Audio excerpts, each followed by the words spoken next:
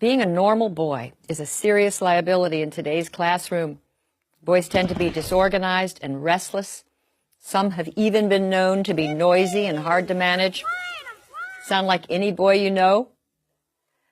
But increasingly, our schools have little patience for what only a couple of decades ago would have been described as boyishness. As psychologist Michael Thompson has aptly observed, girls' behavior is the gold standard in schools.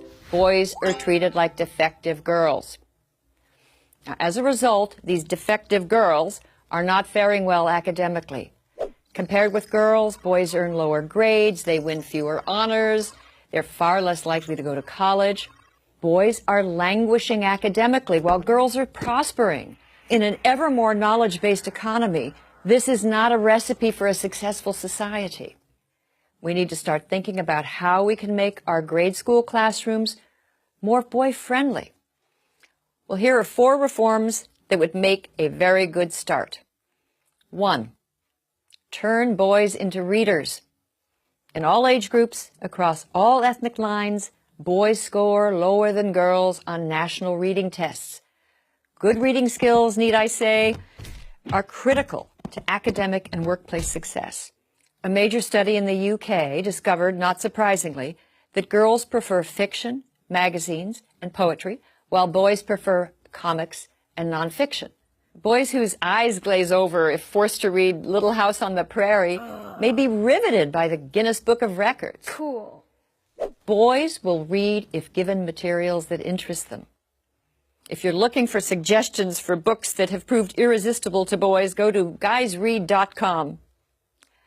2, inspire the male imagination.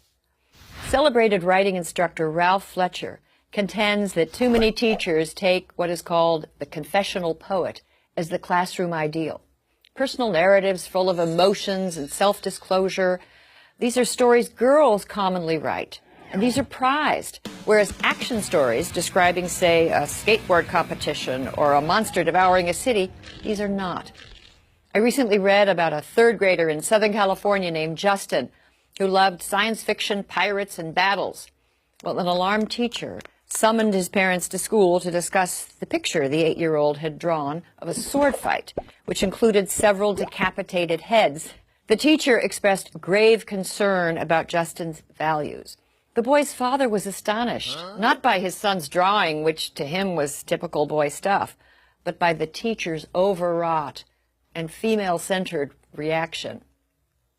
If boys are constantly subject to disapproval for their interests and enthusiasms, they're likely to become disengaged and lag further behind. Our schools need to work with, not against, the kinetic imaginations of boys. 3, zero out, zero tolerance.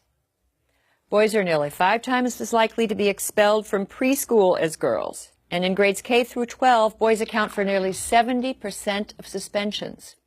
Now, this is often for minor acts of insubordination and sometimes for entirely innocent behavior. Hardly a week goes by without a news story about a young boy running afoul of the school's zero-tolerance policy. Josh Welsh, age 7, was recently sent home from his Maryland school for nibbling off the corners of a strawberry Pop-Tart into the shape of a gun. Josh, like many other boys punished for violating zero-tolerance policies, was guilty of nothing more than being a typical 7-year-old boy. 4, bring back recess. Believe it or not, recess may soon be a thing of the past. According to research summarized by the Science Daily, since the 1970s, school children have lost close to 50% of their unstructured outdoor playtime. And much-loved games have vanished from schoolyards. In schools throughout the country, games like dodgeball, Red Rover, even tag have all but disappeared. Too damaging to self-esteem or too violent being the usual excuse. One popular classroom guide suggests tug of war be replaced with tug of peace. Boys need to work off their energy. They need to be free to play games they enjoy, and keeping them cooped up and inside all day will not help them learn.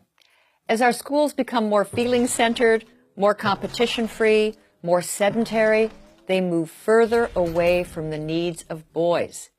We need to reverse the boy-averse trends. Male underachievement is everyone's concern. These are our sons. These are the young men with whom our daughters will build a future. If boys are in trouble, so are we all. I'm Christina Hoff Sommers at the American Enterprise Institute for Prager University.